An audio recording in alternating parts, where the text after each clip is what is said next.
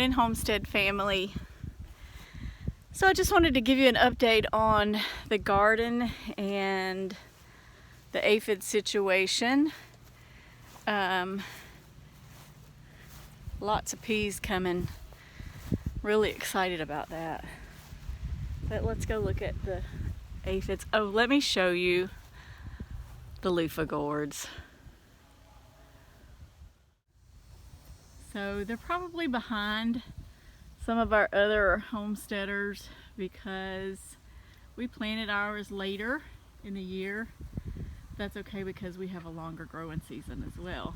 So they're looking good though. I'm excited. So here is the aphid situation. Now, I sprayed these with neem oil yesterday. I can't quite tell if, I don't know if you can see this on camera or not, but I can't quite tell if it's killed them. Sort of looks like it has. I may need to spray it again.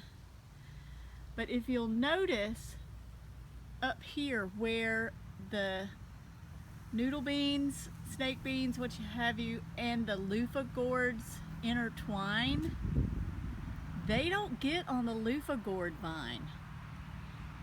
Like they, even when they're twisted together, like right there, I don't know if you can see that or not, but they, so where they intertwine, the loofah gourd isn't touched, the loofah gourd vine isn't touched, and the aphids stick only to the noodle bean vine.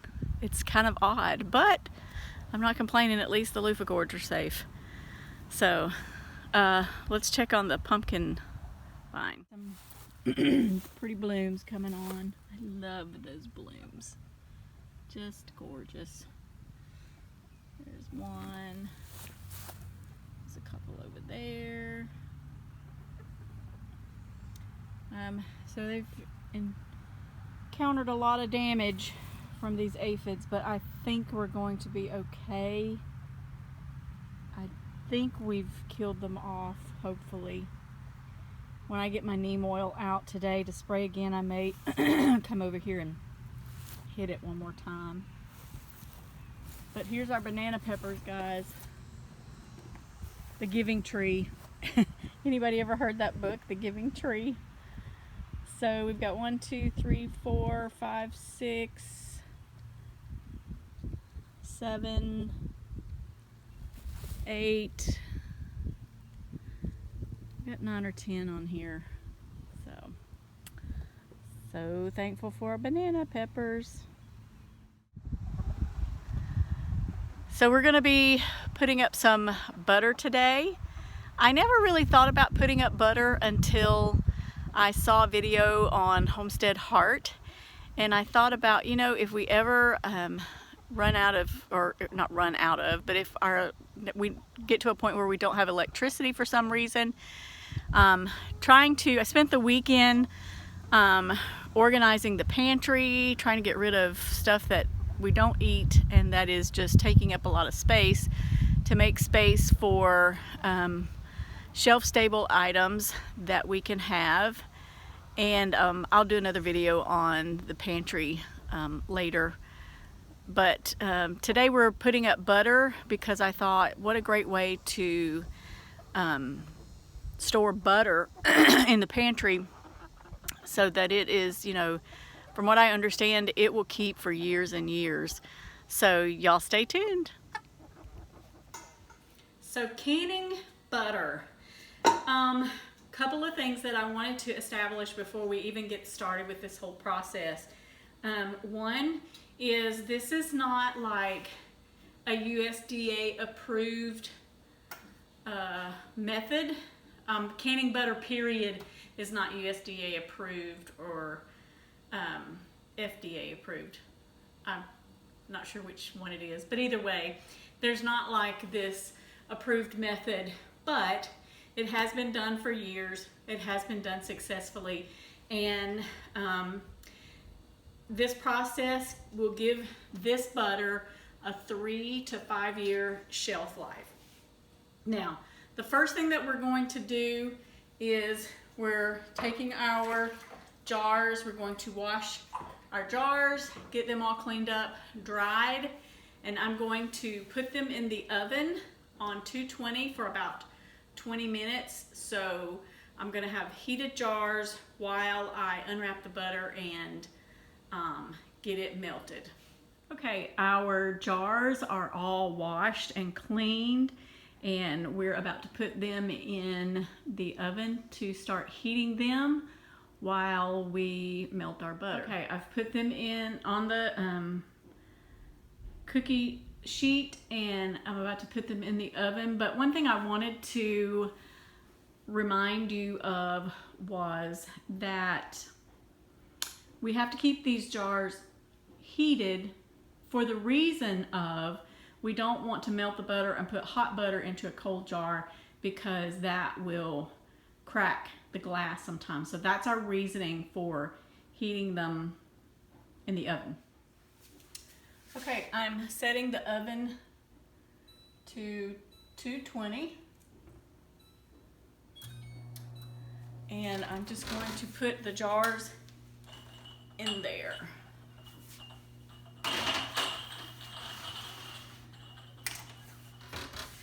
And let those get heated up.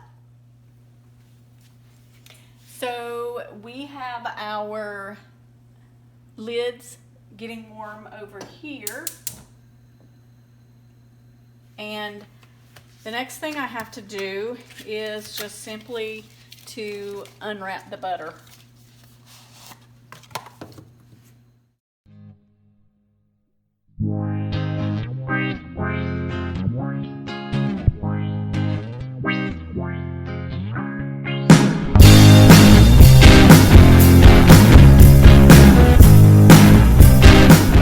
You've probably noticed that I'm using unsalted butter and salted butter. Now, they actually recommend that you use just unsalted butter, but I just don't care for the unsalted butter, so I'm using half and half, which may give me a little less clarity than the regular unsalted butter, but I think you can't do completely all salted butter, but doing half and half will kind of like a compromise. So we're just melting the butter. Need to keep stirring it occasionally, but the melting is, we're not doing this at a fast pace. I've got it actually on low heat. It doesn't take long to melt it though. We're not going to bring it to a rolling boil. We don't want to cook the butter, we just want to heat the butter. So it will come to a just below a boil, and then we will take it out.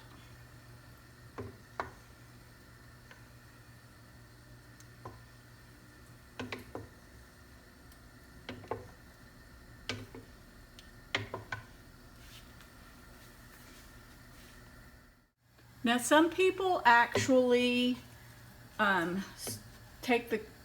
will get a foam on the top of the butter when it starts getting more melted. That's basically the milk in the butter or the fat in the butter. Some people will take that out. I don't take that out because you'll see as we process the butter in the jars, we will keep that mixed together and it won't cause any problems. Our butter is melting. Our jars are heating up nicely. Our lids also heating up. We're going to add just a little bit of white vinegar to a bowl to dip our rims of our jars in, to dip a rag in to clean the rims of our jars before we put the lids on. You can see our butter is starting to get that little bit of foam on the top, but that's okay. When we ladle it into the jars, we're just gonna kind of mix it a little bit as we ladle it. That'll help the process as well. But we're almost there. It doesn't take long at all to melt the butter. To show you how you know it's done. So we have this foam on top, but do you see occasionally, you see how it will just break the surface? The butter just breaks the surface. There you go. That's what we want to bring it to. We don't want it to be a boil, but we want to have it just break the surface of that foam so we know that it's done. So we're ready to get to canning.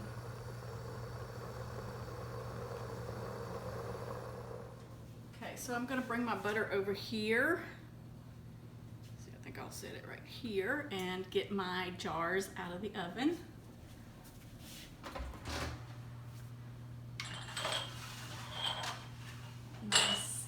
Nice and hot.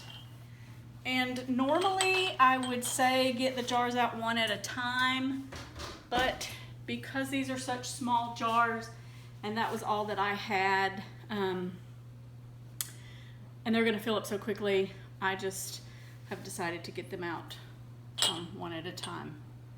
So we're gonna take a jar, fill it with the butter.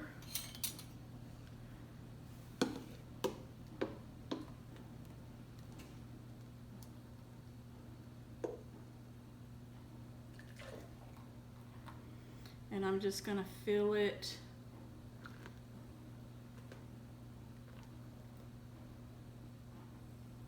right to the bottom of the rim. Then I'll take my little bit of vinegar and just go around the rim. Make sure there's nothing left on it that could mess it up. Put the lid on, put a ring on. They're hot. And set it aside. Now you may be wondering why I'm using these small jars for the butter. A couple of reasons. One, jars were hard to come by this year, and so I thought if I was going to put anything in a small jar, let me put it in let it be butter. Also, I thought I'm thinking of making some gift baskets this year of homemade items from the homestead, and I'm thinking this canned butter might be one of them, along with our loofahs that we have. That is, if they get finished growing and drying in time. So you do what you need to, right? So I'm almost finished, and I still have butter left, so I heated up a couple more. I've got a couple of pint jars in the oven heating up for the last little bit of butter that I have. I'm going to clean these rims off, and we'll move to the next step.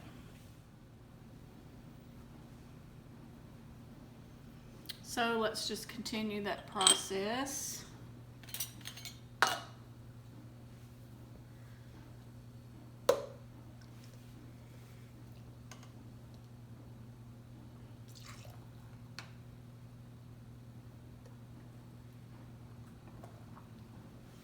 And I'll show you what we're going to do with the butter. Once we get it all the lids on there, there is another method, another step to this.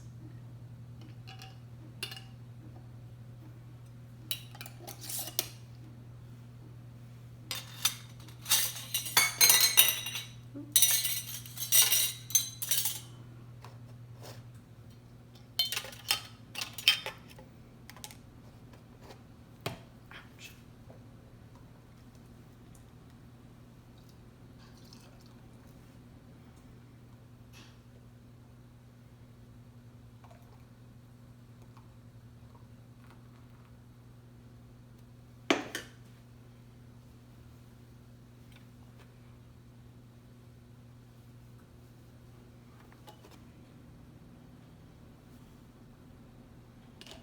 So for my last 3, I'm going to try a little experiment.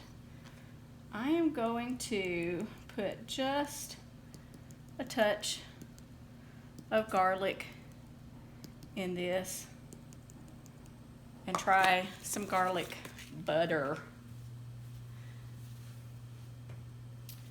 So that's one good thing about this is you can put all kinds of different herbs in your butter and make some really interesting butter.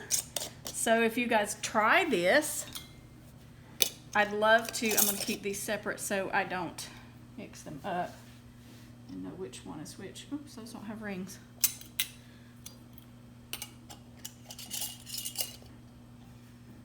Okay. One more ring and then the last step. So there you have it. Now the last step, after we tighten the lids, we don't water bath can these and we don't pressure can these. But as they are cooling, if you'll notice, there is the foam is here. So what we want to do is every 5 minutes or so, come along, take it, shake it up. I also added some chives in here too. What do you think? Garlic and chives. I'm excited about those. So we're just gonna take them, shake them up a little bit. Just so the liquids and the fats kind of get distributed out. Did you hear that pop? I've had a couple of them pop already. So that means that they're getting a good seal.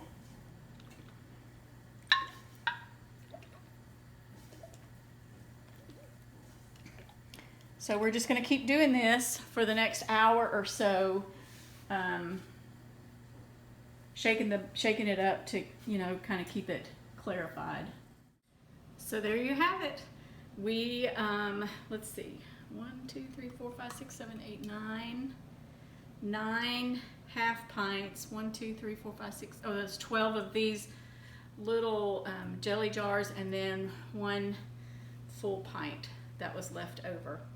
So I hope you enjoyed this video. If you try this, give me a comment below how it comes out for you, and let me hear all your ideas about changing it up and not just putting just plain butter, but adding the flavors to them.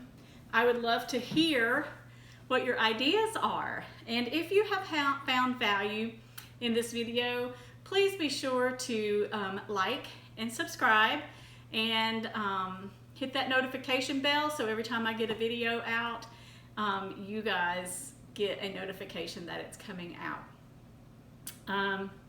I hope you enjoyed it. You guys have a great day, and remember, do your best and let God do the rest. Bye-bye.